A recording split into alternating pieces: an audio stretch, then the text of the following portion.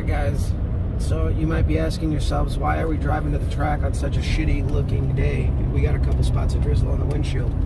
Well, it's the end of the season, and at the end of the season they do like entire open test and tune days, not just test and tune with like their bracket races or their index classes, which brings out a lot of cars. So a day like today might really work out for us. We don't know yet. We're about 5 miles out from the track right now, and a cool little dealership there. But it had a bunch of old Mustangs. Either way, we're hoping that we can get enough runs in. The winds aren't in our favor. They were supposed to move south. They're going northeast right now, from what I can tell, on the tail end of the flags around here. We're driving around town, and so we're really hoping that the weather holds up and somebody doesn't drive like 2 miles an hour in front of me. But we're getting to the track, and we're hoping that today works out. It's probably going to be our last time out. We're going to be trying out the drag radials right off the bat. We're going to be running it with the exhaust on the drag radials, and then for the hooks, I'll uncap them and we'll see what it does. So we'll let you go. All right, guys. So it's been a day. Cheers. Saturday. Got back from the track about 20 minutes ago, just settled in, fed the dogs. Wife and I are about to go out for dinner before it gets warm. So, car ran pretty good. We were really trying to bank on a tailwind. Well, as you guys saw earlier in the video, we ended up having a straight headwind. Complete opposite. We also, the track got hit with rain. It wasn't supposed to rain early in the morning. As we came in, it was just very light rain. We didn't end up making a pass until noon. Our first pass was a 12-1-2 or something like that. I'll show pictures of the time slips in the video. And okay, so a couple things I did. One, I ran the rev limiter. I think the rev limiter is, even though it's on its own power, it's screwing something up, I think. I don't know. I never turned it back on. I got it set pretty good to where even if I can't really over rev it. So either way, I shut it off after the first run. Two, I wanted to make a run without the air tray. So the air tray, what we found out, is actually worth over 2 miles an hour. So we ran a 12-1 at 107, which is, the ET is good for the mile an hour because I used to run 12-3s at 109. So it's good, I guess. But and I left a little off idle. Last weekend when I was racing with JJ, we both drove the car a little differently. I wanted to run the car a little cooler. It didn't seem to affect it a whole lot, but JJ said that his engine on his car liked a little heat net. So I figured, you know what, I'm used to hitting the burnout box at 130. I hit the burnout box this time at 150. So by the time we were staging, we were at about 160, 170 degrees. And so not only with that, we put our tray back on for our second run, obviously. I'm talking about second run here. So I got up into the beams, and I brought the RPM a lot higher than I normally do. And, you know, again, JJ and I were both driving different last weekend. He was getting into the converter a lot more, and he had a better 60-foot than I did. So I'm like, you know what, my car really needs a 60-foot better. I'm going to try it. So I still haven't found out how far I can push the converter before I push past the brakes. So I think tomorrow when I go pick up the car before I leave the shop, I'm going to check that out. And we're going to figure that out. And I may hit the track next weekend because I feel that if there wasn't a headwind, I think the car could have picked up a little bit. So the fuel pressure, the fuel pump, the tune-up, all that stuff really didn't do much. We didn't see any gains. We didn't hurt anything.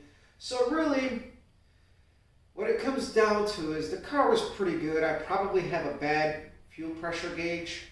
As soon as I did that swap, I'm like, it was probably a bad gauge all along. I probably should have bought a gauge first before everything else. But we're at the tail end of the season, and it's like just big hammer approach. At least now my fuel system's good. I got an electric pump hooked up, ready to go, and it's a big plus. So now I know that all that stuff actually was good. So we're gonna see how the week goes, work wise, stress wise. Wife and I have nothing going on next weekend. She's actually going to be out of town, and I'm going to try to hit the track either Saturday or Sunday. We'll see. I would prefer Saturday because I can just unload and let stuff sit until Sunday. Fabulous. So, either way, car ran good. Oil pressure's still good. I have suspected that my valve guides are starting to get a little worn out because on really cold days, I get a puff of oil smoke after a rev or after a hard pull. Once the engine's fully warmed up, it doesn't do it. So I'm thinking the valve guides are probably getting a little bit worn out, and that's probably because I am running a Ford rocker arm, and I don't have the best geometry in the world. It doesn't land in the middle. It's a little offset, so it does, push the valve a little bit. So my guides are probably a little worn out. But either way, car ran great. After our 12.1, we ran an 1191, and then an 1190, then an 1191, and so pretty tight. They were both pretty close. Not a whole lot of variance between the two. I went. So now the other thing too is, like, I've been used to launching off of a lower RPM, and my first reaction time of the day was an 011, and that was really good. But then once I started getting into the converter, I took out a little bit more of that suspension travel, and I went red twice. I went like 011 and an 030 red, which isn't horrible, but it's also not good if we're bracket racing. But again, I have to get used to that if I do pursue more racing with the car. I have to get used to how the chassis reacts getting more into the torque converter before launch, since I am foot braking the car. And the drag radials worked perfect. A guy told me, start at 20. Just start at 20. And I set the tires at 20, did a good burnout, got out, car hooked. I think on the first pass I may have spun a little bit. The car, it felt like it left crooked. In the video you can't see it, but inside the car it felt like it kind of went sideways a little bit just for a split second. And then it went. But the drag radials worked out really good. I'm really happy about that because I don't have to play tire bingo anymore. And I can set up my slicks on a different rim and just set the wider rims on the 275/60, which on a 275/60 on a 10-inch wide rim, you gain about an inch of footprint. So that'll actually even be better. But I had the 275/60s on an 8-inch wide centerline rim, pretty much how I normally run it on the street. The only difference is we opened up the headers. And so all in all, car ran good, considering that we had 20 to 30 mile an hour headwinds and gusts. So the whole drive home, it was pushing us all over the road. So it was full win, I think. 1190s, we didn't really run any faster. We didn't really run any slower. Our fastest pass has been within 500ths.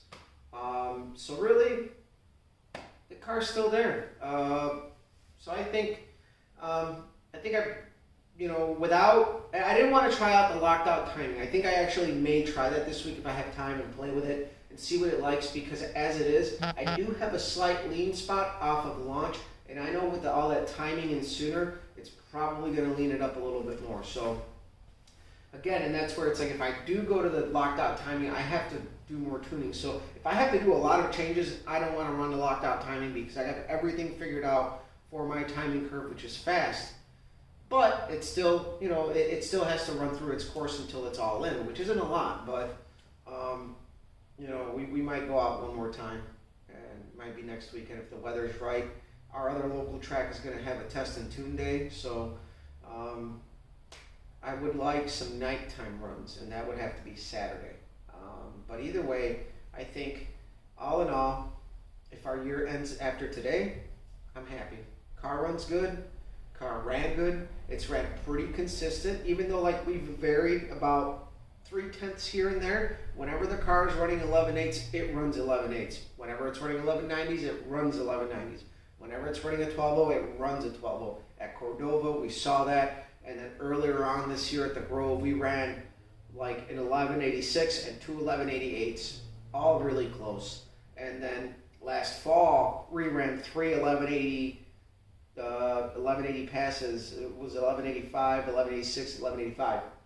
So when the car runs its number, it runs that number for the day, which is actually really good from a bracket racing standpoint. It's pretty close. Probably could be a little bit better, but for somebody who doesn't really have a lot of experience bracket racing, and I really want to venture off into doing that more, I think the combination is pretty good for what it is. And I think I'm going to stay with this combination, just refine it a little bit better, make it a little bit more bulletproof, throw a little bit better parts in it, but the heart of that engine is going to stay the same compression, same camshaft, just better parts.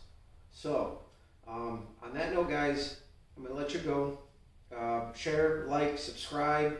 I know I told you guys that I think, after this year I'm going to take a break, which I am, but we still got a couple things to do before the end of the year. It's just not going to be as involved as some of our other stuff. So we are trickling down into our winter, and not like last winter where we did big work on the Pontiac. So either way, let you go. Share, like, subscribe. See you.